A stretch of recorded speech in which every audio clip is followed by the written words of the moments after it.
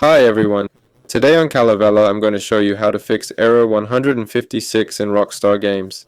There are 4 or 5 ways to solve this issue. First, you need to either turn on your VPN or, if it's already on, turn it off. To do this, go to Settings, then Network, Internet, and VPN. Check what kind of VPN is activated there.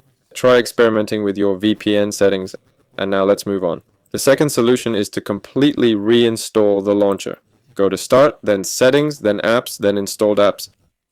Type Rockstar here. Next, click the 3 dots next to it, then select Delete and click Delete again. Also, make sure to fully delete from the DK directory as well.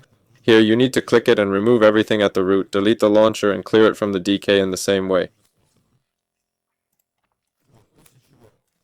What's next after that? We still need to try this if it didn't work. Then install it again and see if it worked. If that didn't work, try opening the Run dialog box. Just launch it.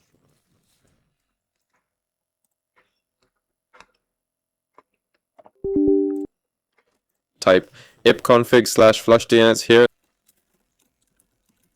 then DNS and press enter. If that doesn't help either, let's check your internet connection.